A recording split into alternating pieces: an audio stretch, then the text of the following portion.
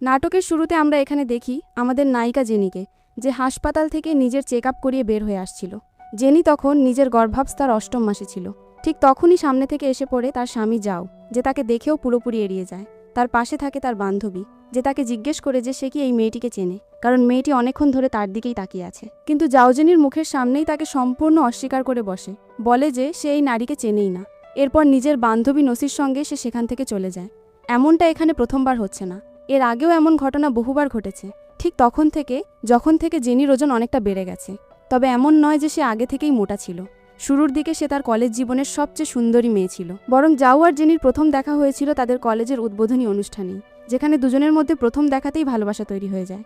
আর ঠিক সেই অনুষ্ঠানের শেষেই এখানে একটা বড় দুর্ঘটনা ঘটে যায়, কারণ সেখানে আগুন লেগে যায়। সবাই তখন এদিক ওদিক ছুটোছুটি করছিল, কারো কোনো দিকে হুঁশ ছিল না, কারণ প্রত্যেকেই তখন নিজের প্রাণ বাঁচাতে ব্যস্ত ছিল।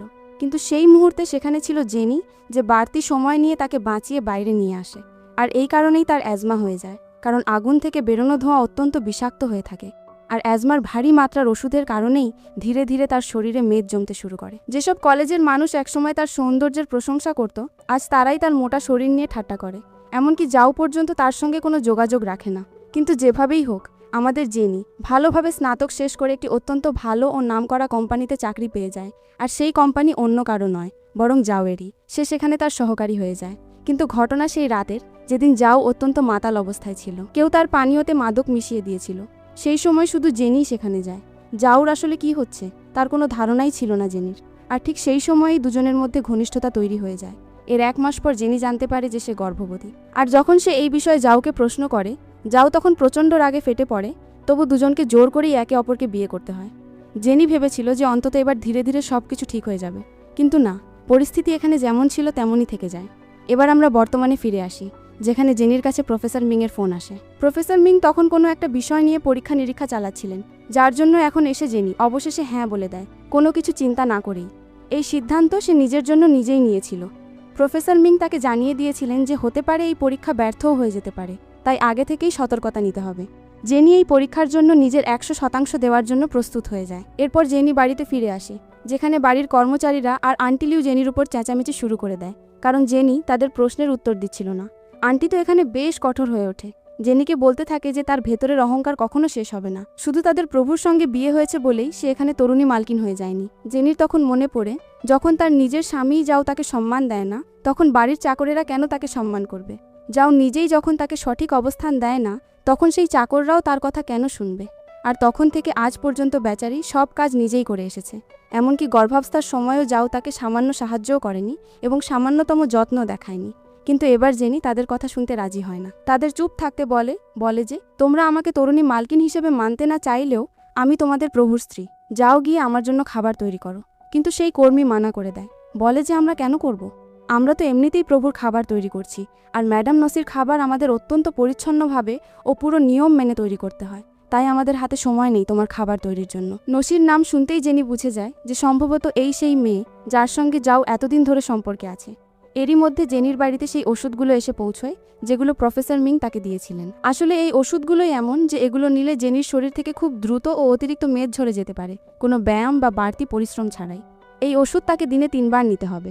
শুরুতে কোনো প্রভাব চোখে পড়বে না, তবে হ্যাঁ, কিছুদিন পর যেমন যেমন ওষুধ পুরো শরীরে ছড়িয়ে যাবে, তেমন তেমন ফলাফল আসতে শুরু করবে। জেনি প্রথম ডোজ নেওয়ার পরই তার অস্বস্তি হয়, তবে কিছু সময় পর তার স্বাভাবিক লাগতে শুরু করে। এরই মধ্যে জেনির কাছে যাওয়ার টেক্সট আসে, কারণ তাদের পারিবারিক নৈশভোজে যেতে হবে। জেনি সাজগোজ করে বের হতেই দেখে নসি সেখানে, যে সেও যেতে চাইছিল।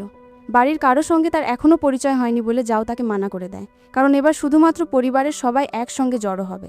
এই কারণেই জেনি যেই সেখানে পৌঁছয়, নসি তাকে দেখেই তাকে আন্টি বলে ডাকতে শুরু করে দেয়, আর বেশ অভদ্র সুরে কথা বলে। যাও স্পষ্ট করে বলে দেয় যে জেনি এমন কোনো গুরুত্বপূর্ণ মানুষ নয় যাকে সে তার সঙ্গে পরিচয় করিয়ে দেবে। জেনি এখানে হেসে বলে যে সত্যিই আমি জানতাম না যে একজন স্ত্রী হিসেবে তোমার জীবনে আমার কোনো গুরুত্বই নেই। তখনই নসি বলতে শুরু করে যে জেনির খুশি থাকা উচিত, কারণ অন্তত যাওর মতো মানুষের সঙ্গে তার বিয়ে হতে পেরেছে। নয়তো নসি ছোটবেলা থেকেই জানে যাও কেমন মানুষ, তার মোটা মেয়েদের একদমই পছন্দ নয়। জেনি আরও হেসে বলে, এত সম্পদশালী পরিবারের হয়েও নসির চিন্তাভাবনা এতটা সংকীর্ণ, তা সে জানতই না যে মানুষের শরীরের গঠন নিয়ে এভাবে ঠাট্টা করা যায়, তা তার জানা ছিল না। এই বলে সে নসিকে যোগ্য জবাব দিয়ে দেয়। নসি বলে যে সে জেনির জন্য একটা পোশাক উপহার নিয়ে এসেছিল, কিন্তু জেনির শরীরের দিকে তাকিয়ে মনে হচ্ছে না যে সেটা তার গায়ে ঠিকমতো বসবে। ফলে সেই পোশাক যাও নসিকেই নিজের কাছে রেখে দিতে বলে, কারণ এটা একটা রোগা পাতলা শরীরের জন্যই তৈরি পোশাক। আর তারপর বিদায় জানিয়ে সে চলে যেতে শুরু করে। নসি এখানে জেনির কানের কাছে ফিসফিস করে বলে, আমি শুরু থেকেই জানি তুমি আসলে কে, কিন্তু ভুলে যেও না, যাও তোমাকে বিয়ে করেছে শুধুমাত্র সেই সন্তানের কারণেই, নয়তো সে তো তোমার মুখও দেখতে চায় না।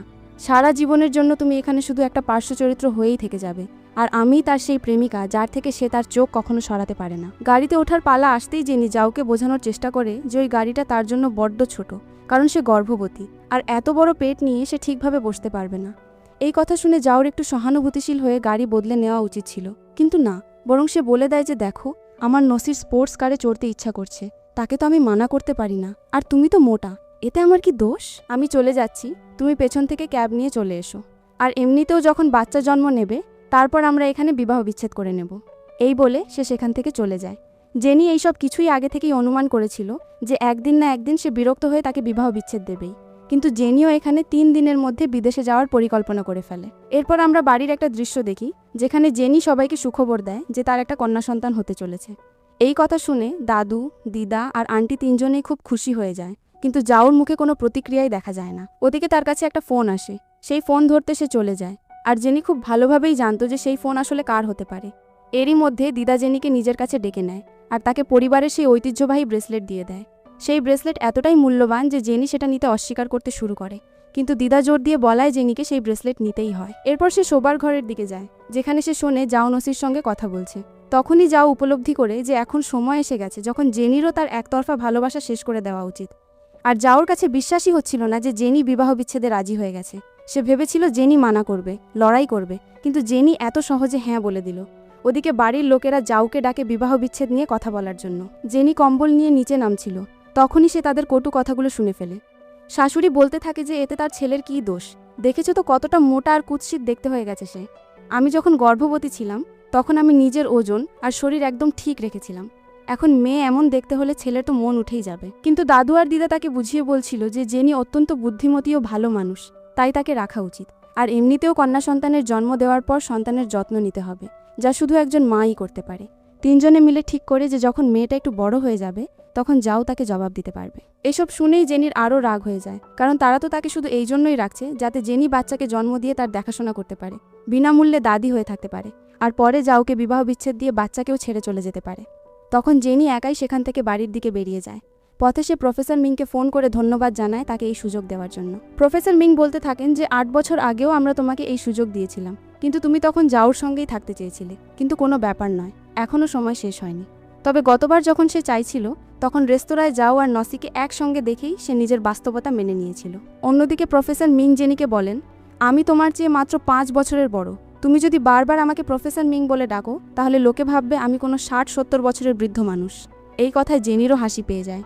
এরপর জেনি বাড়ি পৌঁছে বিবাহ বিচ্ছেদের কাগজে সই করে দেয়। সে যাওকে ফোনও করে, কারণ তাকে একটা গুরুত্বপূর্ণ কথা জানানোর ছিল, কিন্তু যাও রাগের মাথায় ফোন কেটে দেয়, বলে যে তার হাতে কোনো সময় নেই আর সে রাতে বাড়িও ফিরবে না। পরদিনের দৃশ্যে দেখি যাও তার বন্ধুদের সঙ্গে আছে। তখনই সেখানে হানও এসে যায়, যে যাওকে বলছিল যে নসির সঙ্গে একটু বুঝে শুনে ঘোরাফেরা করা উচিত। তখন তারা তাকে বলতে শুরু করে যে নসি তো তোমার দত্তক বোন, তুমি তার এত যত্ন নাও, যদি তোমার নিজের বোন থাকতো তবে কত যত্ন নিতে। আমরা জানতে পারি হানের ইতিমধ্যেই একজন বোন আছে যে বহু বছর আগে হারিয়ে গেছে। এরই মধ্যে সেখানে জেনির প্রবেশ ঘটে, আর সে যাওকে তার নাম ধরে ডেকে ফেলে, যাতে যাও রেগে যায়, তাকে নিজের নাম ধরে ডাকতে মানা করে। আর তখনই যাওর বন্ধুরা জানতে পারে যে জেনি আসলে তার স্ত্রী। আজ পর্যন্ত যাও কখনো জেনিকে নিজের বন্ধুদের সঙ্গে ব্যক্তিগতভাবে পরিচয় করিয়ে দেয়নি। মো তখন যাওকে বলে, এখন বুঝতে পারছি কেন তুমি নসির সঙ্গে এত ঘোরাফেরা করছো। কিন্তু এতে হান রেগে যায়, কারণ কারো শরীরের গঠন নিয়ে ঠাট্টা করা বা তুলনা করা উচিত নয়। তবু হানের ভেতরে জেনিকে দেখে কোথাও যেন একটা চেনা অনুভূতি হচ্ছিল, যেন সে তাকে চেনে। যাও জেনিকে জিজ্ঞেস করে সে কেন এসেছে। জেনি বলে সে বিবাহ বিচ্ছেদের কাগজপত্র নিয়ে এসেছে, বলে যে এই নথিগুলো ভালোভাবে ঠিক করে নিও। কিন্তু যাও সেই কাগজপত্র খোলার আগেই পেছন থেকে নসি এসে হাজির হয়, যে পাশের সোফাতেই ঘুমিয়েছিল। নসিকে দেখে হান জিজ্ঞেস করে সে সেখানে ঘুমাচ্ছিল কেন। তখন নসি বলে যে সে এই কোম্পানিতে নতুন ইন্টার্ন হিসেবে যোগ দিয়েছে আর তার ঘুম পাচ্ছিল, তাই সে সেখানে ঘুমিয়ে পড়েছিল। কিন্তু এই কথা জেনির একদমই পছন্দ হয় না। জেনি যাওকে প্রশ্ন করে, তোমার মনে হয় না যে একজন স্ত্রী থাকা সত্ত্বেও একজন মহিলার তোমার ক্যাবিনে ঘুমানো ভুল ব্যাপার? নসি বলে, আমি কি দোষ করেছি? আমার ঘুম পাচ্ছিল, তাই সোফায় ঘুমিয়ে পড়েছি। তুমি কি কখনো সোফায় ঘুমাওনি? ওহ, তুমি কিভাবে ঘুমাবে? সোফার আকারই তো তোমার চেয়ে ছোট, তুমি ফিটই হতে পারবে না। এই বলে সে তাকে নিয়ে ঠাট্টা করে, তারপর ভান করে ক্ষমাও চেয়ে নেয়। যাও বলে কোনো ব্যাপার না, নসি এমনিতেও তুমি সত্যিই বলেছ। অন্যদিকে সেখানে একজন কর্মীও চলে আসে, যে যাওকে জানায় যে গত মাসে তারা যে প্রকল্প তৈরি করেছিল তাতে কিছু সমস্যা দেখা দিচ্ছে, আর এই প্রকল্পটি অন্য কেউ নয়, জেনিই তৈরি করেছিল। এই কর্মী অবশ্য কিছু কম নয়, সে ভেতরে ভেতরে জেনিকে অনেক ঘৃণা করে, কারণ শুরু থেকেই তার নজর যাওয়ার উপর ছিল। কিন্তু সেদিন শুধু জেনি সেখানে ছিল বলে আজ জেনিই তার স্ত্রী হয়ে গেছে, তাই সে তাকে আরও বেশি ঘৃণা করে। রিপোর্ট দেখেই রাগে যাও সেই কাগজ জেনির দিকে ছুঁড়ে মারে, আর জেনির উপর রেগে যায় যে সে কিভাবে এত বড় ভুল করতে পারে। জেনি রিপোর্ট আবার দেখে বুঝতে পারে যে এটা তো সেই তথ্য নয় যা সে জমা দিয়েছিল। তখন সে বোঝানোর চেষ্টা করে যে এখন যেহেতু যাওর নতুন সহকারী নসি এসেছে, হয়তো নসিই তথ্যে এদিক ওদিক করে ফেলেছে, আর সেখান থেকেই ভুল হয়েছে। কিন্তু যাও এই কথা বিশ্বাস করতে অস্বীকার করে। হান বোঝানোর চেষ্টা করে যে কোনো একটা ভুল বোঝাবুঝি হয়েছে হয়তো, কিন্তু মো বলতে থাকে, কিসের ভুল বোঝাবুঝি? তুমি কি নিজের এই বোনকে বিশ্বাস করো না? হান বলে, এমন কথা নয়, আমি আমার বোনকে বিশ্বাস করি, কিন্তু জেনিকেও এমন একজন মানুষ মনে হয় না যে মিথ্যা বলবে বা ভুল করবে। কিন্তু যাও বলে দেয়, শুধু চেহারা দেখে তো আমরা বলতে পারি না যে সেই মানুষের মনে কি চলছে, চেহারা দেখার মতোও হওয়া দরকার। এই কথা শুনতেই জেনি আরও বেশি আঘাত পায়। জেনি বলতে থাকে, বাহ, আমার কথায় তাহলে শুধু সন্দেহই হলো, আর তোমার চরিত্র আর তোমার ব্যক্তিত্বের কি, যেখানে তুমি একই সঙ্গে দুজনের সঙ্গে সম্পর্ক রাখছো?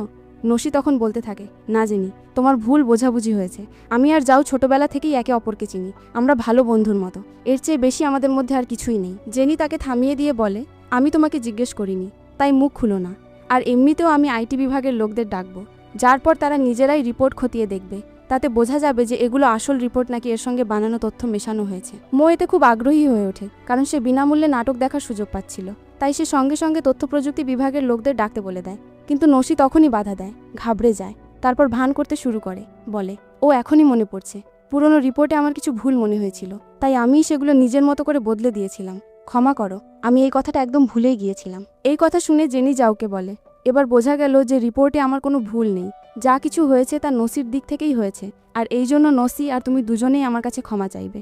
কিন্তু নসির অহংকার এতটাই বেশি যে সে একদমই ক্ষমা চাইতে চায় না। সে যাওকে বলে, প্লিজ বোঝো, ভুল হয়ে গেছে, আমি ইচ্ছাকৃতভাবে কিছুই করিনি।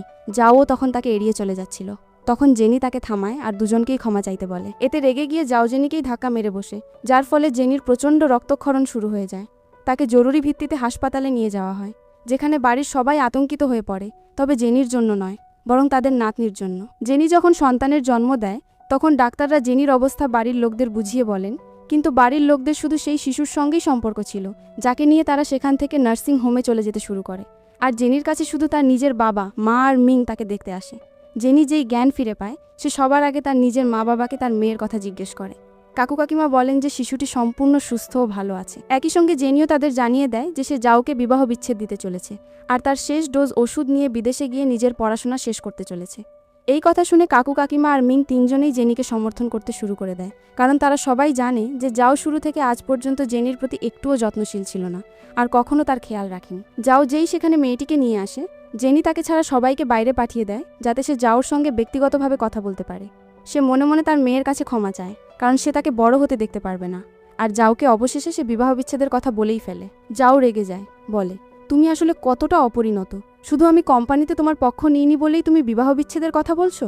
জেনি বলে, শুধু সেই ব্যাপার নয়, আমি মোটা আর কুৎসিত, তোমার আমাকে দেখলে ঘেন্না লাগে, তাহলে আমাকে তোমার জীবনে রেখে তুমি কি করবে? যাও বলে, একদমই না, আমি এখন তোমাকে বিবাহ বিচ্ছেদ দিচ্ছি না। জেনি বলে, আমি জানি তুমি কেন এমন বলছো, তুমি চাও আমি এখানে বাচ্চাকে বড় করি, তার যত্ন নিই, তাকে বড় করি, আর তারপর যখন মা হিসেবে সব কাজ শেষ হয়ে যাবে, তখন তুমি গিয়ে আমাকে বিবাহ বিচ্ছেদ দেবে, কিন্তু আমি এখনই বিবাহ বিচ্ছেদ চাই। যাওর আগে অস্বীকার করে সেখান থেকে চলে যায়।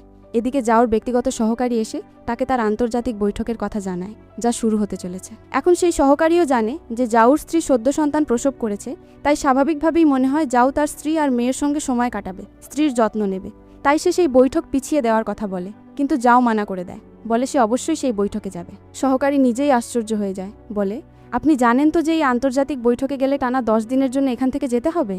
এই কথায় সে আর দ্বিতীয়বার চিন্তা না করেই সঙ্গে সঙ্গে রাজি হয়ে যায়। সহকারী তাকে আবার মনে করিয়ে দেয়, কিন্তু ম্যাডামের কি হবে? যাও রেগে বলে দেয়, সে নিজের যত্ন নিজেই নিক, যখন এদিক ওদিক নার্স খুঁজে বেড়াবে, তখন তার বুঝতে পারবে যে তার জীবনে আমার মূল্য কতটা। ওদিকে জেনি জানে সে রাজি হোক বা না হোক, এটাই জেনির চূড়ান্ত সিদ্ধান্ত, আর নিজের শেষ ওষুধ নিয়ে সেখান থেকে সে তার যাত্রা শুরু করে দেয়। 1.5 মাস কেটে গিয়েছিল। জেনি জানতো যে এবার যাও ফিরে আসবে, আর তার উপলব্ধি হবে যে সে কি হারিয়েছে, অন্যদিকে যাও যখন ফিরছিল তার মনে হচ্ছিল যেন জেনি শিক্ষা পেয়ে গেছে আর এখন সে বিবাহ বিচ্ছেদ না নেওয়ার জন্য কাকুতি মিনতি করবে। বিমানবন্দর থেকে ফেরার পথে সে তার ব্যক্তিগত সহকারীকে জিজ্ঞেস করে যে জেনি তার সম্পর্কে কিছু জিজ্ঞেস করেছিল কিনা। তখন সহকারী জানায় যে ম্যাডামের তরফ থেকে কোনো ফোন বা বার্তা কিছুই আসেনি। এই কথা শুনে যাও অবাক হয়ে যায় আর জেনিকে ফোন ও বার্তা পাঠাতে যায়, কিন্তু জেনি তার নম্বর ব্লক করে রেখেছিল। ওদিকে জেনিকে দেখি যে বিমানবন্দরে প্রবেশ করতেই সবাই তাকে একজন বিখ্যাত মানুষ ভাবতে শুরু করে দেয় আর তার মা বাবাও তাকে এগিয়ে দিতে সেখানে এসেছিল। জেনি সেখানে দাঁড়িয়ে থাকা অবস্থায় তার সব পুরনো স্মৃতি মনে পড়ে যাচ্ছিল, যা কিছু তাকে নিজের ওজনের কারণে সহ্য করতে হয়েছিল। কিন্তু এবার সে একজন শক্তিশালী মানুষ হয়ে ফিরে আসবে, যেখানে কেউ আর মুখ খুলতে পারবে না। মিং জেনিকে জিজ্ঞেস করে, তুমি কি নিশ্চিত যে তুমি যাওকে ছেড়ে দিতে চাও? কারণ 8 বছরের সম্পর্ক তো কোনো সাধারণ সম্পর্ক নয়। জেনি বলে, অবশ্যই, আমি অনেক দিন ধরে আশা নিয়ে বসেছিলাম, কিন্তু এখন আমি বুঝে গেছি যে আমি ভুল মানুষের কাছে আশা রেখেছিলাম। আর এখন আমি নিজের জীবনে শুধু নিজের জন্যই কিছু করতে চাই, অন্য কারো জন্য নয়। এদিকে যাওকে দেখি যে রেগেছিল, কারণ তার অহংকারে আঘাত লেগেছিল। জেনি তাকে ব্লক করেছিল বলে। আর নসিকেও দেখি যে তাকে নিতে এসেছিল। সেখানে যাওর নজরে পড়ে এমন একটি মেয়ে যাকে দেখতে জেনির মতোই লাগছিল, আসলে সেটা জেনিই ছিল। নসি বলে, ওটা জেনি হতেই পারে না, দেখো ওর গঠন, পেছন থেকে কত রোগা। জেনি তো এখন বাড়িতে বাচ্চার যত্ন নিচ্ছে হবে। এদিকে যাও সবার আগে তার শ্বশুর বাড়িতে যায় মেয়েটিকে এবং জেনিকে নিতে, কিন্তু সেখানে গিয়ে জানতে পারে যে জেনি সেখানে নেই। কাকু কাকিমা স্পষ্ট করে বলে দেয় যে জেনি এখন বিদেশে চলে গেছে নিজের জন্য। এই কথা শুনে যাওর কিছুই বুঝে আসে না যে সে কিভাবে বাচ্চাকে আর তাকে ছেড়ে চলে যেতে পারে। কাকু বলতে থাকেন, নিজের কথা তো কখনো বলবেও না, যেদিন থেকে সে তোমার সঙ্গে আছে একদিনও সুখে কাটায়নি। এখন সময় এসেছে যখন জেনি নিজেকেই বেছে নেবে, এটাই ভালো হবে। আর এই নাও জেনির ফেরার উপহার, যা সে তোমার জন্য রেখে গেছে। আর সেটা আর কিছুই নয়, বিবাহ বিচ্ছেদের কাগজপত্র। যাও বলতে থাকে, বাহ, মনে হচ্ছে আপনিও আপনার মেয়ের সঙ্গে মিলে এই নাটক করছেন। আমিও দেখি এই নাটক কতদিন চলে। কাকিমা বলেন, দেখো এটা কোনো নাটক নয়, জেনি নিজের সিদ্ধান্ত নিয়ে ফেলেছে, তুমিও কাগজে সই করে দিলে ভালো হবে। যাও মানা করে দেয়, বলে জেনিকে বলে দিও যে যদি সে বিবাহ বিচ্ছেদ চায় তবে আমার সঙ্গে সামনাসামনি এসে বিবাহ বিচ্ছেদ দিক। যাওর মনে হচ্ছিল যে জেনি হয়তো বিদেশে গেছে, যাতে সে তাকে ভয় দেখিয়ে বিবাহ বিচ্ছেদের কাগজে সই করাতে পারে। কিন্তু এমনটা হয় না, কারণ এখানে 6টা বছর কেটে গিয়েছিল আর আমাদের জেনির ছোট্ট মেয়েটাও এখন বড় হয়ে গিয়েছিল। মেয়েটা সেখানে একটা খুব সুন্দর পারিবারিক ছবি এঁকেছিল আর সে তার মায়ের কথা জিজ্ঞেস করছিল। তাকে বলা হয়, তোমার মা আছে, একটু দূরে আছে, কিন্তু খুব শীঘ্রই আমরা তার সঙ্গে দেখা করব। এরই মধ্যে সেই ব্যক্তিগত সহকারী বিবাহ বিচ্ছেদের কাগজপত্র নিয়ে আসে, যা জেনি বিদেশ থেকে প্রতি 6 মাসে একবার পাঠায়, এই আশায় যে আজ না হোক কাল রাগের মাথায় যাও সেই কাগজে সই করেই দেবে। যাওর মনে পড়ে যাচ্ছিল যে জেনি কিভাবে তার যত্ন নিত, কিন্তু তার রাগও হয় যে এখন তো 5-6 বছর হয়ে গেছে, তবু সে ফিরে আসতে চায় না। যাও তার ব্যক্তিগত সহকারীকে বলে দেয় যে তাকে গিয়ে বার্তা পৌঁছে দাও, যদি সে বিবাহ বিচ্ছেদ চায় তবে তাকে আমার সামনে বসে কথা বলতে হবে। আর জেনি সত্যিই দেশে ফিরে আসে, তবে যাওর জন্য নয়, বরং কারণ তাদের সেই পরীক্ষা সফল হয়েছিল। বাকি কাজ তারা এই দেশেই চালিয়ে যাবে, কারণ মিং তাকে আবার ফিরে ডেকে নিয়েছেন। যে হোটেলে সে ঢুকছিল সেই সময় মো, নসি এবং যাও তিনজনেই তাকে দেখে ফেলে।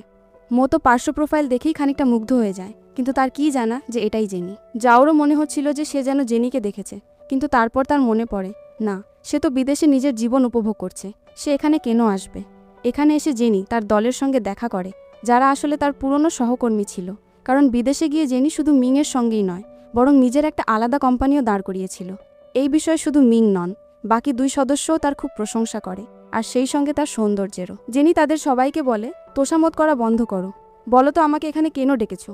মিং জেনিকে ধন্যবাদ জানাচ্ছিল, কারণ মিংয়ের ডাকে জেনি এখানে এসেছে তাকে সাহায্য করার জন্য।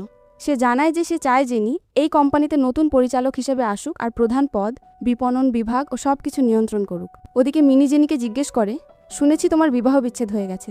তখনই জেনি তাদের সবাইকে জানায় যে সে প্রতি 6 মাসে একবার তাকে বিবাহ বিচ্ছেদের কাগজপত্র পাঠায়, কিন্তু এখনও পর্যন্ত সে সই করেনি। এই কথা শুনে মিনির রাগ হয়ে যায়, বলে, তবে কি সে পাগল নাকি? যখন তার সঙ্গে থাকতেই হবে না, তখন সে বিবাহ বিচ্ছেদের কাগজে সই কেন করছে না? জেনি বোঝায়, দেখো, আমিই সামনে থেকে বিবাহ বিচ্ছেদের কথা বলেছি, তাই যাওর অহংকারে আঘাত লেগেছে, নয়তো সে তো আমাকে অনেক আগেই বিবাহ বিচ্ছেদ দিতে চাইতো। মিনি বলে, তুমি চিন্তা করো না, সে তোমাকে দেখলেও চিনতে পারবে না। আর যখন তারা 3 জন যাচ্ছিল, তখন সেই দরজায় ঠিক তাদের সামনেই এসে পড়ে যাও, যেখানে যাওর নজর সরছিলই না। মো বলতে থাকে, মনে হচ্ছে তোমারও নজর সেই মেয়েটার উপর পড়ে গেছে, এবার আবার তুমি তাকে মুগ্ধ করে মারবে। এই কথা শুনতেই নসির হিংসে হতে শুরু করে। নসি বলে, সে হয়তো কোনো অচেনা মেয়ে, কে জানে পাশে বসে থাকা ছেলেটার প্রেমিকা হতে পারে, তাহলে তো ব্যাপারই আলাদা। এমন কথা বলে 3 জন সেখান থেকে চলে যায়। এরপর যখন 4 জন গাড়িতে যাচ্ছিল, তখন মিনি জেনিকে জিজ্ঞেস করে, তুমি যাওর সঙ্গে কেন দেখা করছো না?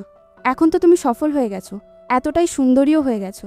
জেনি স্পষ্ট বলে দেয়, তার জাউর সঙ্গে কোনো সম্পর্ক নেই, সে জাউর কথা কিছুই ভাবে না, আর জাউ তার সম্পর্কে কী ভাবে সে তা জানতেও চায় না। সে শুধু চায় জাউ কাগজে সই করে দিক, যার পর জেনি সম্পূর্ণ মুক্ত হয়ে যাবে। ঠিক তখনই সামনে থেকে একটা গাড়ি প্রবল গতিতে আসছিল, যার ফলে দুই গাড়ির মধ্যে সংঘর্ষ হয়ে যায়। আর সামনের গাড়িতে অন্য কেউ নয়, জাউ, মো আর নসি ছিল।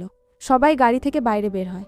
জেনি যেই এত কাছ থেকে জাউকে দেখে তার সব পুরনো যন্ত্রণাদায়ক স্মৃতি মনে পড়ে যায়, কিন্তু এখন তার সঙ্গে 3জন মানুষ ছিল যারা তাকে ঢালের মতো ঘিরে দাঁড়িয়েছিল। নসি বলতে থাকে, আমি কি করব, আমি বুঝতেই পারিনি, ভুলবশত ধাক্কা লেগে গেছে। মিনি বলে, ভুলবশত সামনে থেকে এত বড় গাড়ি তোমার চোখে পড়েনি? ক্ষতিপূরণ নিয়ে কি করতে হবে সেটা আগে বলো। মো জেনিকে জিজ্ঞেস করছিল, মিস, তোমার কোথাও লাগেনি তো? এই কথায় জেনি বলে, না লাগেনি, কিন্তু জেনির খুব ভালোভাবে মনে পড়ে যায় যে এটাই সেই মুখ যে একসময় তার মোটা শরীরের কারণে তার দিকে চোখ তুলেও তাকাতে চাইতো না, কিন্তু আজ সে তার প্রেমেই পড়ে যাচ্ছে। নসি বলতে থাকে, দেখো না আমার হাঁটুতে কত বেশি চোট লেগেছে। মিনি বলে, ওহ ম্যাডাম, নাটক করা বন্ধ করো, ক্ষতিপূরণের কথা বললে বেশি ভালো হবে। এখানে আমরা জানতে পারি যে জাও আর মিং দূর সম্পর্কের আত্মীয়, বলা যেতে পারে দূর সম্পর্কের চাচাতো ভাই। জাও মিংকে জিজ্ঞেস করছিল, এই মেয়েটা কি তোমার প্রেমিকা? মিং বলে, এখনও তো নয়। এই কথা শুনেই নসি বলে, ওহ এখনও নয়, মানে ভবিষ্যতে অবশ্যই হবে, কিন্তু তোমার জানা উচিত মিং, আমাদের মতো বড় পরিবারে বিয়ে হয় সমমানের নারীর সঙ্গেই, আর এমনিতেও বাইরে অনেক বুনো নারী আছে যারা সেই জায়গা নিতে চায়, তাই বুঝে শুনে তাদের সঙ্গেই ঘোরাঘুরি করো, যারা তোমার মর্যাদা বাড়ায়, কমায় না। এই কথা শুনতেই মিনি আর জাও মিলে নসির উপর চড়াও হয়ে যায়। জাও বলে, দেখো নসি, বেশি বাচালতা করো না। মিনিও নসিকে বলে, তুমি কাউকে বিচার করবে? তোমার জানা ছিল না যে জাওর বিয়ে ইতিমধ্যেই হয়ে গেছে? তবু তুমি এখানে একটা সংসার ভাঙা নারী হয়ে উঠেছ। এদিকে মিং জেনিকে একটা নতুন নামে পরিচয় করিয়ে দেয়, যে নাম হলো এলিস, আর একই সঙ্গে তার আসন্ন কোম্পানি, তার পদ ও অন্যান্য সবকিছু সম্পর্কে বলে, যা শুনে নসির মেজাজ আরও তেতে ওঠে। মিনি নসিকে বলে, শুনলে তো, এই মেয়েটা কতটা প্রগতিশীল একজন নারী, তোমার মতো নয় যে শুধু একজন রক্ষিতা হয়েই থেকে গেছে। এদিকে জেনি মিনিকে বলে, কিছু হয়নি মিনি, নিজের শক্তি কোনো অকাজের মানুষের পেছনে নষ্ট করো না। এমনিতেও কিছু মানুষ শুধু আমাদের মনোযোগ পাওয়ার জন্যই ক্ষুধার্ত থাকে। এই কথা শুনতেই জেনি জাওকে বলে, তুমি এলিসকে এভাবে কেন তাকিয়ে দেখছো? এরা আমাকে অপমান করছে আর তুমি কিছুই বলছো না। জেনি জাওকে জিজ্ঞেস করে, কি হলো মিস্টার জাও, তুমি আমার দিকে এভাবে কেন তাকিয়ে আছো? তোমার কোনো সমস্যা আছে? জাও বলতে থাকে, আমরা কি আগেও কোথাও দেখা হয়েছি? জেনি বলে, নিজেই মনে করে দেখো, দেখে থাকলে হয়তো মনে থাকবে, আর যদি না দেখে থাকো তবে মনে থাকবে না। নসির নাটক শুরু হয়ে যায়। জাও তাকে নিয়ে হাসপাতালের দিকে চলে যায়, কিন্তু জাওর মনে 110% নিশ্চয়তা ছিল যে সে এলিসকে কোথাও না কোথাও দেখেছে। অন্যদিকে মিং, জাও আর মিনি 3জনেরই নসির অতিরিক্ত অভিনয় দেখে রাগ হচ্ছিল, কিন্তু জেনি তাদের বেশি না ভাবতে বলে। এরপর সবাই হাসপাতালে ছিল, যেখানে মো নসির উপর চিৎকার করছিল, কারণ নসির ভুলের জন্যই এখন তাদের এত বড় ক্ষতিপূরণ দিতে হবে। নসি জাওকে বলে, আমি ইচ্ছাকৃতভাবে করিনি, সামনে থেকে গাড়ি আসতে দেখে ভয় পেয়ে গিয়েছিলাম। জাও বলে, কোনো ব্যাপার না, আমরা এই বিষয়টা সামলে নেব। অন্যদিকে সে মোকে বলছিল, তোমার মনে হয় না এলিসকে চেনা চেনা লাগছে? আর এমনিতেও এলিস তো একটা ইংরেজি নাম, তার নিশ্চয়ই কোনো না কোনো ঐতিহ্যবাহী নামও থাকবে। এই কথা শুনতেই জাও আরও কৌতূহলী হয়ে ওঠে, আর জাওকে কৌতূহলী হতে দেখে নসির মনে অস্বস্তি হতে শুরু করে। একজন গেল না গেল আরেকজন এসে পড়ল। কে জানে কবে এই মেয়েদের শেষ হবে তার জীবন থেকে, আর কবে আমি নিজের জায়গা তৈরি করতে পারবো। যেদিন থেকে সেই মেয়েটা এই দুনিয়ায় এসেছে তখন থেকেই জাও আমার সঙ্গে সময় কাটানো অনেক কমিয়ে দিয়েছে। সে শুধু তার মেয়ের যত্ন নেয় আর নিজের কাজের দিকে মনোযোগ দেয়। ততক্ষণে জাওর কাছে বাড়ি থেকে ফোন আসে, যার জন্য সে তখনই সেখান থেকে বেরিয়ে যায়। বাড়ি পৌঁছে জানতে পারে যে তার মেয়ের জ্বর হয়েছে। মেয়েটা আসলে এত বেশি কাঁদছিল কারণ তার মনে হচ্ছিল যে সে হয়তো তেমন মূল্যবান মেয়ে নয়, তাই তার মা তাকে ছেড়ে চলে গেছে। কিন্তু তখন জাও এসে তাকে সেই হারটি দেয় যা জেনি তার মেয়ের জন্য রেখে গিয়েছিল, আর তাকে প্রতিশ্রুতি দেয় যে তার মা নিশ্চয়ই ফিরে আসবে। তখন জাওর মনে পড়ে যায় জেনি কিভাবে সবকিছু আগে থেকে গুছিয়ে রাখত, যাতে বাচ্চা জন্ম নেওয়ার পর তার 100% যত্ন নেওয়া যায়, প্রতিটা সুস্থ ও ভালো উপায়ে। এরপর জাও কোনো রকমে মেয়েকে শান্ত করে আর মনে মনে ঠিক করে ফেলে যে জেনি যখন আসবে তখন সে তাকে অবশ্যই মুখোমুখি জিজ্ঞাসাবাদ করবে। এর পরের দিন জেনি জাওর কোম্পানিতে যায় তার সাক্ষাৎকার নেওয়ার জন্য, কারণ এটা তার প্রধান কাজ ছিল। সহকারী তাকে ক্যাবিনের পথ দেখিয়ে দেয়, যেখানে কিছুক্ষণের মধ্যেই জাও চলে আসবে। আর ঠিক এই ক্যাবিনেই ছোট্ট মেয়ে শিয়াও লুকিয়ে বসেছিল। জেনি ভেতরে ঢুকতেই শিয়া তাকে মা বলে ডেকে জড়িয়ে ধরে ফেলে। জেনি তার গলায় সেই হারটি দেখে বুঝে যায় যে এটাই তার নিজের মেয়ে। সে এতটাই আবেগপ্রবণ হয়ে ওঠে যে সেও তাকে জড়িয়ে ধরে, কিন্তু ঠিক তখনই ব্যক্তিগত সহকারী মাঝখানে এসে শিয়াকে বুঝিয়ে বলে যে সে তার মা নয়, আর জেনির কাছে সেই অসুবিধার জন্য ক্ষমাও চেয়ে নেয়। জেনি বলে, কোনো ব্যাপার না, মেয়েটা অত্যন্ত মিষ্টি, যদি আমারও তার মতো একটা মেয়ে থাকতো তবে আমি খুব ভাগ্যবান হতাম। ততক্ষণে সেখানে জাও এসে পড়ে। এরপর জাওর সাক্ষাৎকার শুরু হয়ে যায়। সাক্ষাৎকারের শেষে সহকারী কিছু নথিপত্র নিয়ে আসে যা আদালত জাওর জন্য পাঠিয়েছিল, আর এসব কিছু হয়েছিল সেই বিবাহ বিচ্ছেদের কাগজপত্রের কারণে, যেগুলোতে জাও এখনও পর্যন্ত সই করেনি। জেনি জানতে চাইছিল যে সে আসলে কিসের অপেক্ষা করছে, কিন্তু যাও জেনিকে বলতে থাকে, আর কি কোনো কাজ বাকি আছে? জেনি বলে, না, আমি এবার যাচ্ছি। আর জেনি যাওয়ার জন্য উঠতেই সেখানে সিয়া এসে পড়ে, যে জেনিকে তার লুকানো জায়গা দেখাতে চাইছিল। যাও বলতে থাকে, আরে সেই লুকানো জায়গা তো শুধু তোমার আর আমার।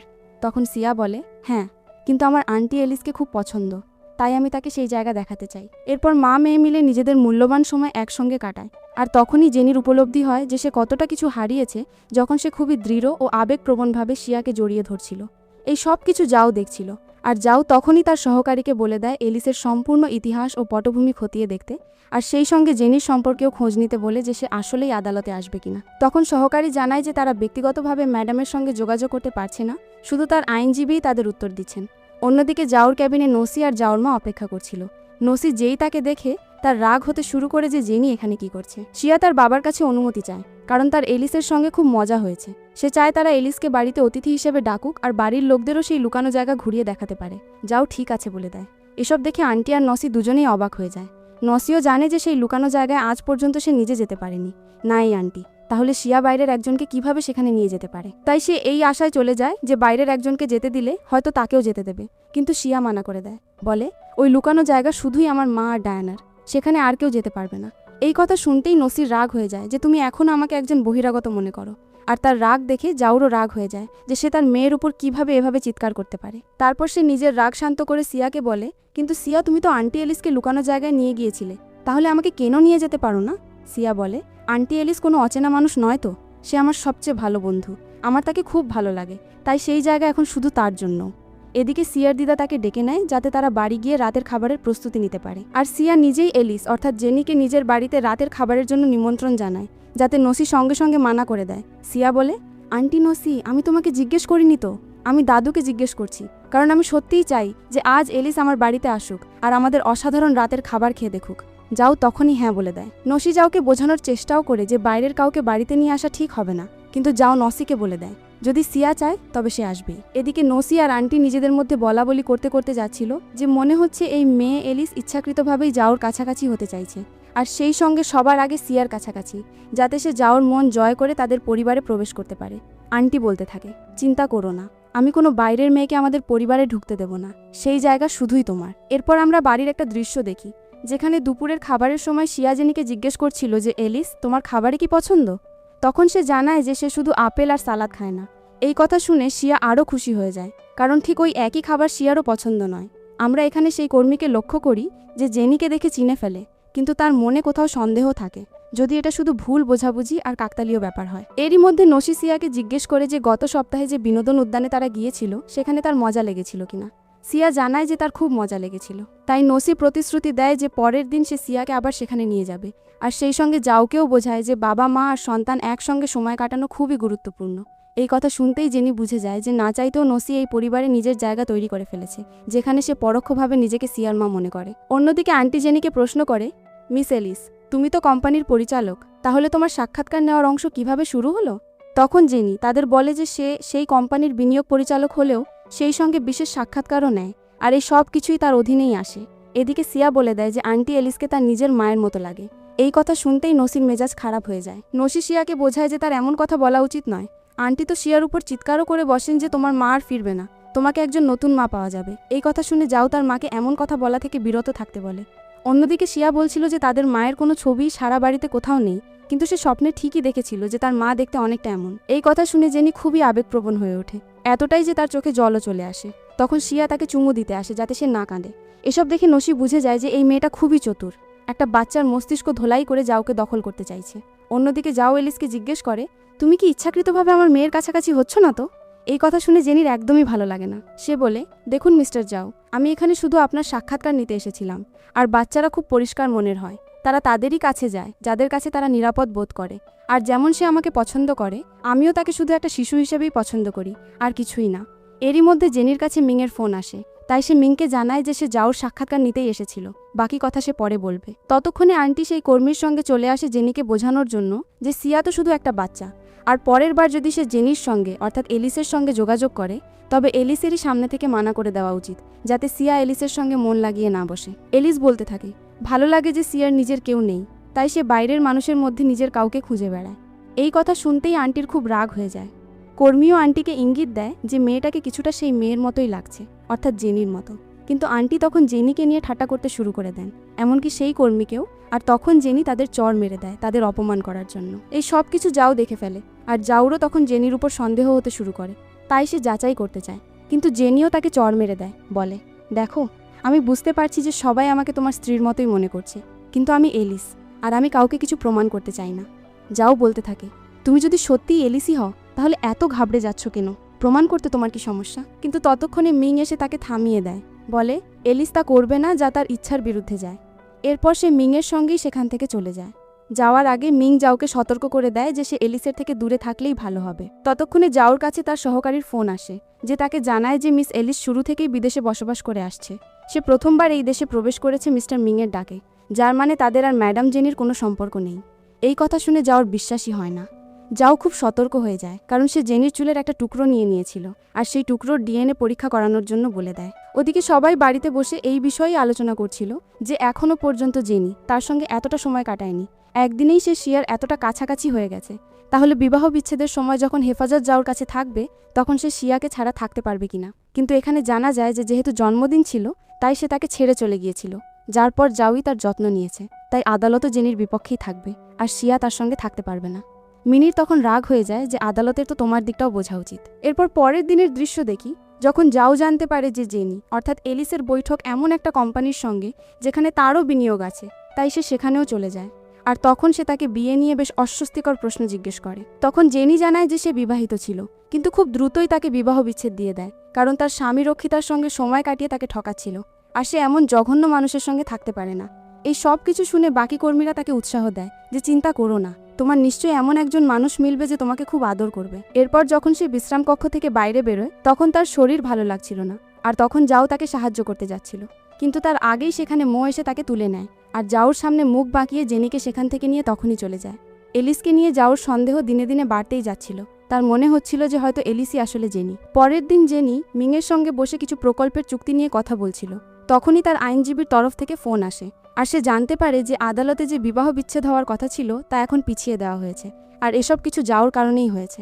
এই কথা শুনে জেনির ভালো লাগে না। সে এতদিন ধরে বিবাহ বিচ্ছেদ পাওয়ার চেষ্টা করছে, কিন্তু যাওর কারণে বারবার সবকিছু পিছিয়ে যাচ্ছে। আর আমরা যাওকে দেখি যে তার বন্ধুদের সঙ্গে স্নুকার খেলছিল। জেনি এসে তাকে বলে যে তার সঙ্গে কিছু কথা বলার আছে। যাও বলে, মিস এলিস, তোমার সঙ্গে কথা বলার জন্য আমার কাছে আর কিছুই বাকি নেই। জেনি বলে, না, এটা খুবই গুরুত্বপূর্ণ। সে বলে, ঠিক আছে, তুমি যদি একবারে সব বলগুলো ঢুকিয়ে দিতে পারো তাহলে আমি আসতে পারি। আর জেনি ঠিক তাই করে দেখায়, যা দেখে সবাই জেনির প্রতি অত্যন্ত মুগ্ধ হয়ে যায়। সেই সঙ্গে সেখানে এমন কিছু মানুষও ছিল যারা প্রকৃতপক্ষে জেনিকে চিনে ফেলছিল যে এ তো তাদের প্রাক্তন স্ত্রী। এই কথা শুনে মো অবাক হয়ে যায় যে এলিস কিভাবে জেনি হতে পারে। দুজনের মধ্যে তো আকাশ পাতাল পার্থক্য। এরপর আমরা জানতে পারি যে জেনি এখানে নিজের পরিচয় তখনই প্রকাশ করে দেয়, আর তাকে চুপচাপ বিবাহ বিচ্ছেদের কাগজে সই করে দিতে বলে। যাও বলে, দেখলে, তোমার আসল রূপ অবশেষে সামনে এসেই গেল। জেনি বলে, এবার অনেক হয়ে গেছে। শুরু থেকেই যদি তুমি আমাকে পছন্দ করতে না তাহলে বিয়ে করা উচিত ছিল না, আর আমার গর্ভাবস্থার কথা যদি বলো তাহলে সেই ব্যাপারটা আমি নিজেই সামলে নিতাম। যাও জেনিকে একজন স্বার্থপর নারী বলে ডাকতে থাকে, যে একটা কন্যা সন্তানকে জন্ম দিয়ে তাকে সেখানেই ফেলে নিজের জীবন গড়তে চলে গিয়েছিল। জেনি বলতে থাকে, যদি আমি স্বার্থপর হই তবে তুমি আমার চেয়েও খারাপ, কারণ তুমিই নিজের সুখ ও আনন্দের জন্য আমাকে ছেড়ে চলে গিয়েছিলে, আর তুমি আমাকে শিয়ার সঙ্গে শুধু এই জন্যই রাখতে চেয়েছিলে যাতে আমি একজন দাদি হয়ে তার যত্ন নিই, আর তারপর তুমি আমাকে বিবাহ বিচ্ছেদ দিয়ে দাও। আর একে স্বার্থপর হওয়া বলে না, এটাকে নিজের আত্মসম্মান বেছে নেওয়া বলে। যাও স্পষ্ট বলে দেয়, শিয়ার একটা সম্পূর্ণ পরিবার দরকার, আর আমি তোমাকে বিবাহ বিচ্ছেদ দেব না। জেনি বলে, আর আমি তোমাকে বিবাহ বিচ্ছেদ দিয়েই ছাড়ব। এরপর জেনি শিয়ার জন্য কিছু কেনাকাটা করতে যায়। মিনি জেনিকে বলেও, তোমার কেন মনে হয় যে সেই পরিবারের লোকেরা তোমাকে শিয়ার সঙ্গে দেখা করতে দেবে? কিন্তু জেনি জানে যে শিয়ার তার সঙ্গে দেখা করতেই হবে। ততক্ষণে যাওরও ফোন আসে যে তাকে শনিবারে ডাকছিল, কারণ সিয়া এলিসের সঙ্গে দেখা করতে চাইছিল। এরপর আমরা শনিবারের দিনটা দেখি, যেখানে সিয়া খুবই উত্তেজিত ছিল। তখন সেখানে নসি চলে আসে যে তাকে নিয়ে বিনোদন উদ্যানে যেতে চাইছিল, কিন্তু সিয়া মানা করে দেয়, জানায় যে আন্টি এলিস আসছে তার সঙ্গে খেলতে। এই কথা শুনতেই নসি যাওকে বোঝায় যে এলিস খুবই সন্দেহজনক নারী, তাকে শিয়ার আশেপাশে রাখা ঠিক নয়। যাও এই কথায় নসিকে চুপ করিয়ে দেয়। এরপর জেনি ততক্ষণে এসে যায়। বাড়িতে শুধু যাও আর সিয়াই থাকতো, কিন্তু নসিকে সেখানে দেখে জেনির মনে হয় যে হয়তো নসিও শুরু থেকেই তাদের সঙ্গেই থাকছে। এরপর যাও নসিকে সেখান থেকে চলে যেতে বলে। নসি বলে, প্লিজ, আমি থেকে যাচ্ছি, আমারও ভালো লাগবে, আর সিয়ারও। যাও বলে, এমনটা মনে হচ্ছে না, তুমি চলে গেলেই ভালো হবে। নয়তো আমার মনে হচ্ছে আজ ঝগড়া হয়েই থাকবে। এই কথা শুনে যেতে না চাইলেও নসিকে সেখান থেকে যেতেই হয়। এরপর জেনি ও শিয়া একে অপরের সঙ্গে খুবই মূল্যবান সময় কাটায়। আর হঠাৎ করে শিয়া মাঝখানে জেনিকে মা বলে ডেকে ফেলে, যা শুনে জেনি অবাক হয়ে যায়। শিয়া বলে, ক্ষমা করো, আমার শুধু তোমাকে মা বলে ডাকতে ইচ্ছা করলো। আমি নিজের মাকে কখনো দেখিনি, শুধু স্বপ্নেই দেখেছি। কিন্তু আমি জানি সে কতটা বিশুদ্ধ, নম্র আর দয়ালু নারী, একদম তোমার মতোই। আর আমি চাই যে যদি তুমি আমার মা হতে। এই বলে সে জেনিকে জড়িয়ে ধরে, আর জেনিও খুব আবেগপ্রবণ হয়ে ওঠে। যাও এসব কিছুই দরজার বাইরে দাঁড়িয়ে লুকিয়ে দেখছিল, আর তারও উপলব্ধি হয় যে সিয়া আর জেনির মধ্যে সম্পর্ক কতটা স্বচ্ছ ও খাঁটি। অন্যদিকে নসি উপরে চলে আসে, কারণ সে নিজের কিছুটা সম্মান ভুলে গিয়েছিল। কিন্তু এসব কিছু দেখে তার রাগ বেড়ে যায়, আর সে নিজের মনে খারাপ চিন্তা নিয়ে আসে, যাতে যেভাবেই হোক এলিসকে সিয়া আর জাউর জীবন থেকে বের করে দেওয়া যায়। এদিকে আমরা জেনিকে দেখি যে অফিসে ঢুকতেই সবাই তার সম্পর্কেই আড়ালে কথা বলছিল, সামনে থেকে নয়। মিনি তখনই এসে তাকে সেই সংবাদ প্রতিবেদনটা দেখায়, যা খুব দ্রুত ছড়িয়ে পড়ছিল। সেই সংবাদ প্রতিবেদন অনুযায়ী বলা হচ্ছিল যে জেনি এখানে মিস্টার জাউর ব্যক্তিগত জীবনে অনেক বেশি আগ্রহ নিচ্ছে, আর সেই সঙ্গে তার মেয়ের প্রতিও, যেখানে সে সেই বিত্তবান পরিবারে প্রবেশ করতে চাইছে। মিং, জাও ও মিনি সবাই জানে যে জেনি এমন মানুষ একদমই নয়, আর এই পুরোটাই একটা গুজব যা কেউ ইচ্ছাকৃতভাবে ছড়াচ্ছে জেনির নাম খারাপ করার জন্য। কিন্তু জেনি তাদের চিন্তা করতে মানা করে দেয়, কারণ সে জানে আসলে এসব কার কাজ, আর সে সেই মানুষটাকে অবশ্যই প্রকাশ করে দেবে। এরপর আমরা একটা অনুষ্ঠান দেখি, যেখানে সেই চারজনই উপস্থিত ছিল। মনসির সঙ্গে কথা বলছিল। অন্যদিকে হান জাওকে জিজ্ঞেস করতে থাকে, তুমি কি আমার আসল বোনের সম্পর্কে কিছু জানতে পেরেছ? জাও তখন বলতে থাকে, আমি শুধু তার বিশ্ববিদ্যালয়ের কথা জানতে পেরেছি, কিন্তু চিন্তা করো না, খুব শীঘ্রই তার সম্পর্কেও সব জানা যাবে। কিন্তু তোমার মনে হয় না যে নসি যদি জানতে পারে যে তুমি তোমার নিজের বোনকে খুঁজছো, তবে তার খারাপ লাগবে, তার হিংসে হবে? এরই মধ্যে হান একটা লকেট বের করে। তার শুধু এটাই জানার ছিল যে তার বোন আসলে কেমন আছে, আর সে নিজের জীবনে সুখী আছে কিনা। আর ঠিক তখনই এই অনুষ্ঠানে জেনির প্রবেশ ঘটে। সবার নজর তার উপরই গিয়ে পড়ে। তখন মো নিজেই সামনে এগিয়ে যায় জেনির প্রশংসা করতে করতে, আর হাত বাড়িয়ে দেয় যাতে সে তার সঙ্গে নাচতে পারে। কিন্তু মিং মানা করে দেয়, বলে, আজ জেনি আমার সঙ্গিনী, তাই সে তোমার সঙ্গে নাচতে পারবে না। এরই মধ্যে সেখানে সামনে থেকে নসি ইচ্ছাকৃতভাবে পড়ে যাওয়ার ভান করে, যাতে জেনির উপর তার হাতের পানিও পড়ে যায়। সে জেনির কাছে ক্ষমাও চেয়ে নেয়, কিন্তু জেনি জানে যে নসি এসব কিছু ইচ্ছাকৃতভাবেই করেছে। নসি বলে, ক্ষমা করো, উঁচু জুতোর কারণে আমার ভারসাম্য নষ্ট হয়ে গেল। জেনি তাকে বলে, আচ্ছা, উঁচু জুতোয় ভারসাম্য রাখতে না পারলে পরার কি দরকার? আর যদি তোমার হাঁটতেই না আসে, তবে একবার হাড়ের ডাক্তার দেখিয়ে পুরো শরীর পরীক্ষা করিয়ে নেওয়া উচিত। কে জানে তোমার মেরুদণ্ড সোজা নাও হতে পারে, তাই তুমি বারবার পড়ে যাও। এই কথা শুনে সবাই হতভম্ব হয়ে যায়, কারণ এখানে তার অপমান হচ্ছিল। যাও জেনিকে বলে, নসি এসব কিছু ইচ্ছাকৃতভাবে করেনি। জেনি বলে, চশমা পরেও তোমার তো কিছুই দেখা যায় না, তাহলে গিয়ে নিজের চোখের অস্ত্রোপচার করিয়ে নাও, আর নিজের বন্ধ মাথা ব্যবহার না করাই ভালো হবে। এতে লোকজন আরও অবাক হয়ে যায় যে মিস এলিসের তো কোনো শক্তিশালী পারিবারিক প্রভাবও নেই, তবু সে মিস্টার জাওর সঙ্গে ঝামেলা করার চেষ্টা করছে। এরই মধ্যে হান এগিয়ে এসে নিজের বোন নসির তরফ থেকে জেনি অর্থাৎ এলিসের কাছে ক্ষমা চায়, এই আশা করে যে এখানেই এই ব্যাপার শেষ হয়ে যাবে। এদিকে নসি ইচ্ছাকৃতভাবে জেনিকে খেপাতে শুরু করে দেয় সেই সব অনলাইন গুজব নিয়ে, আর এই কথা শুনেই জেনি বুঝে যায় যে এসব কিছু নসিই করেছে, আর এবার সে নিশ্চিত হয়ে যায়। তাই সে সবার সামনে জেনিকে চড়ও মেরে দেয়, যেখানে নসি আশা করছিল যে যাও কিছু একটা করবে, কিন্তু যাও কিছুই বলে না। হান জেনিকে বলে, দেখো, আমার বোন নসি যা কিছু বলেছে সেটা ভুল বলেছে, কিন্তু এবার যেহেতু তুমি চড় মেরেছ, তাই বিষয়টা সমান করে নেওয়া ভালো হবে। জেনি বলতে থাকে, আমি কেন সমান করব, যখন তোমার নিজের বোনই আমার বিরুদ্ধে সেই সব গুজব ছড়িয়েছে। এই কথা শুনে লোকজন আরও বেশি অবাক হয়ে যায়। নসি বলতে থাকে, দেখো এলিস, আমরা সবাই জানি যে তুমি কোনো শক্তিশালী পরিবার থেকে আসো না, আর এটাই সবচেয়ে সহজ উপায় হবে কোনো ধনী মানুষের পক্ষ নেওয়ার জন্য, যা তুমি করে আসছো। জেনি তাকে বলে, তোমার মনে হয় না এসব কিছু বলার আগে তোমার আমার সম্পর্কে জেনে নেওয়া উচিত? আমি এখানে নিজের ইচ্ছাতেই সিয়ার সঙ্গে দেখা করছিলাম, আর সিয়াও সিয়ার সঙ্গে দেখা করার আমার পুরো অধিকার আছে, ওই বাড়িতে যাওয়ারও পুরো অধিকার আছে, কারণ আমি আর যাও আইনগতভাবেই বিবাহিত দম্পতি। এই কথা শুনে সবার হুঁশ উড়ে যায়, বিশেষত নসির। নসি হাসতে শুরু করে, বলে, তুমি জেনি হতেই পারো না। জেনি বলে, আমার শুধু ইংরেজি নাম এলিস, আর আমি ব্যবসায়ী কাজে এই নামই ব্যবহার করি, নয়তো আমাকে এখানে জেনি নামেই চেনা উচিত। সে সবাইকে নিজের পরিচয়পত্রও দেখায়, যা দেখেই নসি অবাক হয়ে যায়, আর সেই সঙ্গে যাও সামনে এগিয়ে গিয়ে সবাইকে জানিয়ে দেয় যে জেনি ঠিকই বলেছে, সে তারই স্ত্রী, আর তার আলোচনার কেন্দ্রে আসা পছন্দ নয়। মৃদু গলায় সে জেনিকে এমনও বলে, আমি আশা করিনি যে তুমি কখনো নিজেকে এভাবে প্রকাশ করবে। জেনি বলে, আমিও করিনি, কারণ আমি কখনো চাইনি যে আমার নাম তোমার নামের সঙ্গে জোড়া হোক, কারণ তা সারা জীবনের জন্য আমার নামের উপর একটা কলঙ্ক হয়ে থেকে যাবে। এই কথা সে সবার সামনেই বলে দেয়। এরপর যাও সবার সামনে সেই প্রমাণ পেশ করে, যাতে স্পষ্টভাবে দেখানো হচ্ছিল যে কিভাবে এসব কিছু নসি করেছে, সেই গুজবের পোস্ট সে ছড়িয়েছিল। এরপর যাও নসিকে জেনির কাছে ক্ষমা চাইতে বলে, আর এসব কিছুর কারণে নসি পুরোপুরি পাগল হয়ে যায়, কারণ এখন যাও তার বিরুদ্ধে চলে গেছে, আর নসিকে সবার সামনে জেনির কাছে ক্ষমা চাইতেই হয়। এরপর তারা সবাই সেখান থেকে চলে যেতে শুরু করে। হান ব্যক্তিগতভাবে এসে জেনির কাছে ক্ষমা চায় নসির আচরণের জন্য। আর জেনি যখন চলে যাচ্ছিল তখন সে তাকে আবার থামায় আর তাকে কলেজের কথা জিজ্ঞেস করে, আর নিজের বোনের কথাও, যার নাম আসলে ছিল লিলি। জেনি অস্বীকার করে দেয় যে লিলি নামে কোনো মেয়ে সেখানে পড়তো। তখন সে জেনিকে পুরো সত্যিটা বলে দেয় যে লিলি আসলে তার আসল বোন। এই কথা শুনতেই জেনি জানতে পারে যে আসলে নসি হানের দত্তক বোন। আর সে তাকে একটা লকেটও দেখায়, যা দেখে জেনি চিনে ফেলে, কারণ ওটা তারই আসল বোনের লকেট ছিল। কিন্তু সে এই কথা হানের সামনে বলতে পারে না। সে শুধু বলে, ক্ষমা করো, আশা করি তুমি তোমার বোনকে অবশ্যই খুঁজে পাবে। এই বলে সে সেখান থেকে চলে যেতে শুরু করে। এরপর জেনির কাছে যাওয়ার ফোন আসে, কারণ শিয়া সেই সব গুজবের কারণে খুব কাঁদছিল। তাই তখনই জেনি শিয়ার সামনে গিয়ে সব কিছু নিশ্চিত করে দেয়। এবার গিয়ে শিয়া শান্তি পায়। এরপর জেনি তাকে সান্ত্বনা দিয়ে সেখান থেকে হাঁটতে হাঁটতে চলে যেতে শুরু করে। যেতে যেতে যাও জেনিকে বলে, তুমি যদি সিয়াকে এতটাই পছন্দ করো তাহলে আমরা সবাই কেন একই ছাদের নিচে থাকতে পারি না? এই কথায় জেনির রাগ হয়ে যায়। কিন্তু বন্ধুরা, এটা কেমন প্রশ্ন হলো? যাওর কি নিজের জানা নেই যে সে কতটা বড় ভুল করেছে? সে স্পষ্ট করে বলে দেয়, আমি এখানে নিজের সিদ্ধান্ত পাল্টাচ্ছি না, তোমাকে বিবাহ বিচ্ছেদের কাগজে সই করতেই হবে। এই কথা শুনে যাওর রাগ হয়ে যায় যে তুমি এতটা স্বার্থপর কেন হচ্ছ? আর যদি তুমি সিয়ার সঙ্গে থাকতে না চাইতে তবে 6 বছর আগে তাকে জন্ম দিলেই বা কেন? এই কথা শুনতেই জেনি তাকে চড় মেরে দেয়। এরপর মিং সেখানে আসে আর যাওকে জানায় যে যাও আসলে জেনিকে কতটা কষ্ট দিয়েছে, কতটা গভীরভাবে আঘাত করেছে। এই বলে সে সেখান থেকে চলে যায়। অন্যদিকে যাও থাকে মো আর হানের সঙ্গে, যেখানে হান তাকে বোঝাচ্ছিল যে ভুল বোঝাবুঝি দূর করে নিজের ভুলগুলো মেনে নেওয়া উচিত। এরই মধ্যে সহকারী একটা ছবি নিয়ে আসে, যেটা হানের নিজের বোনের ছবি, কিন্তু সেই ছবিটা কলেজের সময়কার ছিল। এই ছবি দেখতেই সবার আগে যাওই তাকে চিনে ফেলে। অর্থাৎ সে হানকে বলে দেয় যে এটা তো জেনির স্কুল কলেজ জীবনের ছবি। মো বলতে থাকে, হতে পারে হয়তো দুজনের মুখের গঠন একই রকম দেখতে হয়, কিন্তু যাও বলে, না, দুজনেই আসলে একই মানুষ। আমি এই জেনিকে খুব ভালোভাবে চিনি। এটাই সেই প্রথম মুখ যাকে দেখে আমি কখনো ভুলতে পারিনি। আর এই জেনি সেই মানুষ। হানের তখন উপলব্ধি হয় যে জেনিকে প্রথমবার দেখেই তার একটা মিল থাকা চেনা অনুভূতি হয়েছিল।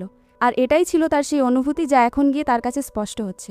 অন্যদিকে একই ক্লাবে ঝগড়া চলছিল, জেনি ও মিনি একদিকে, আর অন্যদিকে ছিল নসি, যে তাদের নিচু দেখানোর পুরো চেষ্টা করছিল। আর শুরুটা নসিই করেছিল। এখন এই চেঁচামেচি শুনে সবাই সেখানে জড়ো হয়ে যায়। সেই সঙ্গে হান, যাও ও মো ও চলে আসে। হান যেই জেনিকে দেখে, জেনি তাকে প্রশ্ন করে, বলো তো মিস্টার হান, তোমার বোনের এই খারাপ ব্যবহারের জন্য তুমি তাকে কি শাস্তি দেবে? আর তখনই সে মিথ্যা বলা শুরু করে দেয়। মিনিও বলে, তোমরা সিসিটিভি ফুটেজ দেখতে পারো, স্পষ্ট দেখা যাবে যে শুরুটা নসিই খারাপভাবে করেছিল। নসি হানকে বলে, দেখো, আমি হয়তো ভুল বলেছি, কিন্তু তুমি আমার ভাই, তোমার আমার পক্ষ নেওয়া উচিত। কিন্তু হান তাকে চুপচাপ বাড়ি ফিরে যেতে বলে আর ক্ষমা চাইতেও বলে। এরপর জেনি ও মিনি একসঙ্গে বসে কথা বলতে শুরু করে দেয়। এরপর আমরা যাওকে দেখি, যেখানে সিয়ার জেনিকে মনে পড়ছিল তাই সে তাকে ফোন করে, কিন্তু ফোনে অন্য একটা পুরুষের গলা শোনা যাচ্ছিল। এতে যাও বুঝে যায় যে জেনি বিপদে আছে, তাই সে তখনই তাকে বাঁচাতে চলে যায়। কিন্তু মিংও ঠিক সেই সময় সেখানে পৌঁছে যায়, তাই তার যাওর উপরও সন্দেহ হয়। তাই সে যাওকে খুব মারধর করে আর জেনিকে নিয়ে তখনই হাসপাতালে চলে যায়। জেনি যখন হাসপাতালে ছিল তখন তার যত্ন নেওয়ার জন্য যাওও সেখানে ছিল, কিন্তু যাওর চেয়ে বেশি সে মিং, হান আর মিনিকেই প্রাধান্য দিচ্ছিল। যাওর তখন রাগ হতে শুরু করে যে আসলে আমার মধ্যে কি কমতি ছিল। আর একে একে জেনির তরফ থেকে মিং, হান আর মিনি তাকে বলে দেয় যে সে শুরু থেকে জেনির সঙ্গে কতটা খারাপ ব্যবহার করেছে। ততক্ষণে সেখানে নসিও এসে যায় আর যাওকে মনে করিয়ে দেয় যে কিভাবে জেনি তার পানীয় মাদক মিশিয়েছিল। কিন্তু যাও যখন নিজে অনুসন্ধান করে তখন তার জানা হয়েছিল যে সেই মানুষটা আসলে জেনি ছিলই না। আর শুরু থেকেই সে জেনিকে এই কারণেই ঘৃণা করে আসছিল, কারণ তার মনে হয়েছিল যে জেনি তার পানীয়ে মাদক মিশিয়েছে। আর সে ইচ্ছাকৃতভাবে ধনী হওয়ার জন্যই তার কাছাকাছি হচ্ছিল। আর কান ভরানো ব্যক্তি অন্য কেউ নয়, নসিই ছিল। যখন এসব কিছু জেনি জানতে পারে তখন তার আরও রাগ হয় যে এই একই কারণের জন্য সে তাকে শুরু থেকে ঘৃণা করে আসছিল। আর জেনি নিজের শরীর নিয়ে নিজেই নিজেকে ঘৃণা করে আসছিল। এরই মধ্যে সেখানে হানও চলে আসে। জেনির এই অবস্থা দেখে সে একদমই স্থির থাকতে পারে না। জেনিরও তখন জানা হয়ে যায় যে হানই আসলে তার ভাই। আর এসব কিছু দেখে শিয়া কোনো কিছুই সহ্য করতে পারে না, কারণ এখন তার হাত থেকে তার হবু ভবিষ্যৎ পরিবার এবং মামা দুজনেই চলে যাচ্ছে। সে তাদের দুজনকেই বোঝানোর চেষ্টা করে যে জেনি খুবই খারাপ মানুষ। কিন্তু ততক্ষণে সেখানে পুলিশ চলে আসে, কারণ সেই গুন্ডাকে জেনির সঙ্গে পাঠানোর পুরো পরিকল্পনা অন্য কেউ নয়, নসিই করেছিল। আর পুলিশ তাকে নিয়ে চলে যায়, যেখানে হানও পুলিশকে একদমই বাধা দেয় না। যাও এখানে জেনির কাছে অনেক ক্ষমা চায়, কিন্তু জেনি তাকে ক্ষমা করে না। আর সেই সঙ্গে সে সবার সঙ্গে সেখান থেকে চলে যায়।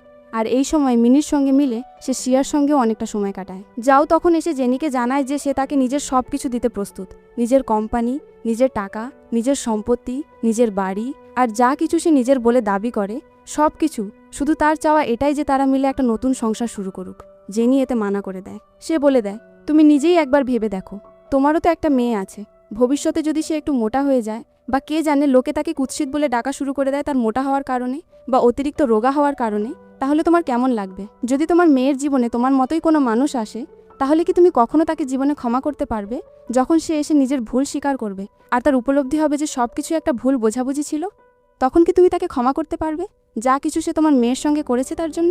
তখন জাউর উপলব্ধি হয় যে পরিস্থিতি এতটাই খারাপ হয়ে গেছে যে এখন তাকে সিয়া আর জেনির উপর নিজের দাবি ছেড়ে দিতে হবে, যাতে অন্তত তারা দুজনেই সুখে থাকতে পারে।